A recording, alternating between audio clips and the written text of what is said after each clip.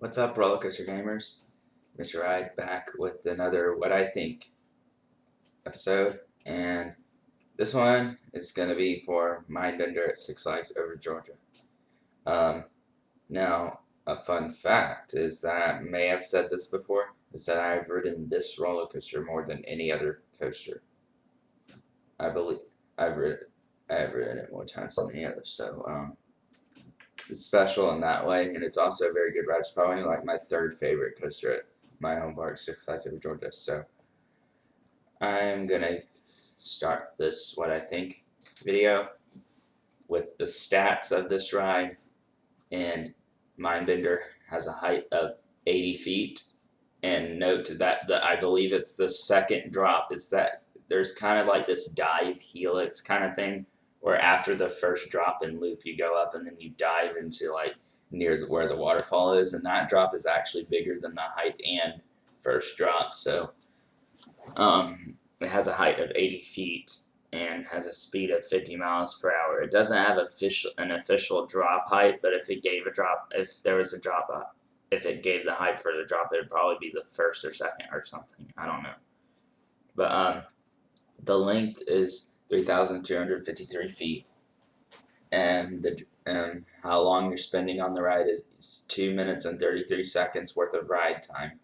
I don't know how long it actually is from when you leave the lift hill to when you hit the brakes, but the manufacturer that made it is Schwarzkopf, which are no longer, it's a company that no longer exists. They went out of business, and it's a shame because I think they created some good forceful coasters like this one. So in stats, it's not too great, but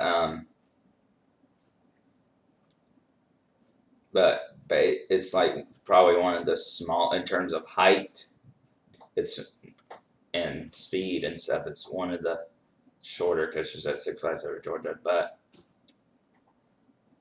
has a good length and duration for because a lot of the coasters at Six Flags over Georgia feel short. Mindbender feels like a long ride. So moving on to elements, it has of course a lift hill first drop. It has two vertical loops, one right after the first drop and one after the third drop or something. Or it's at the end of the ride. Basically, you have one at the beginning and one at the end of the ride. And then you have a dive helix, which people call it another loop, but it doesn't go upside down, and you start from the top and go down. But so I don't consider it a loop. I don't know why people say it's a loop.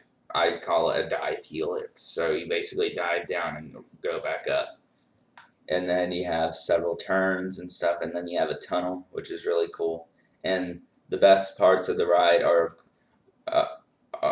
always the two vertical loops and the dive helix. At the bottom of that helix, on the dive, it feels so forceful. Even that it is the shakiest part of the ride right there, but it's still not that bad.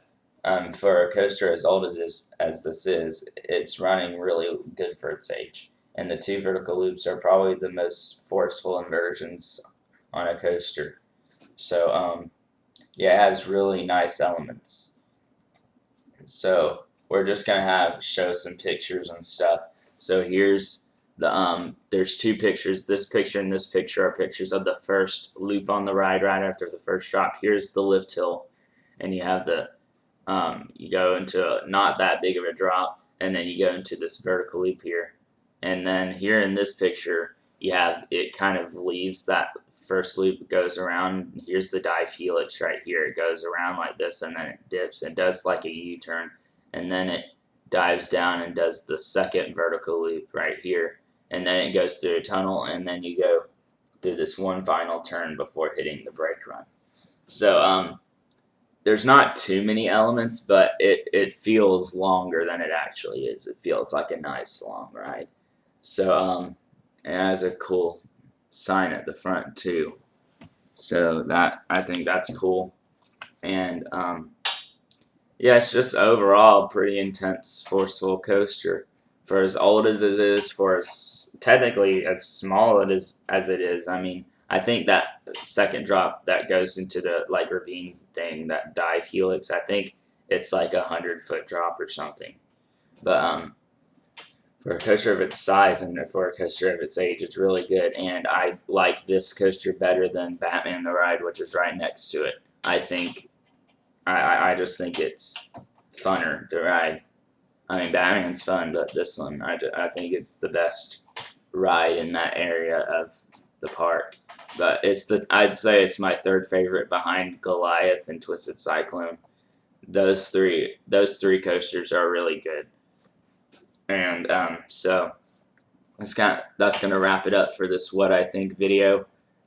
If anyone wants to give me a recommendation for what I think, or it has to be a ride I've ridden, but or I can do what I think if I haven't ridden it. What I think, like I could do like a video where videos on coasters that I haven't ridden, it's like what I might think of the ride, what I would look forward to if I went to ride it. If you want me to do stuff like that, then that's fine. And yeah, so it's a fun Schwarzkopf looping coaster. Good, good how it follows the terrain and everything. And I'm just gonna wrap this up here. So see you next time, roller coaster gamers.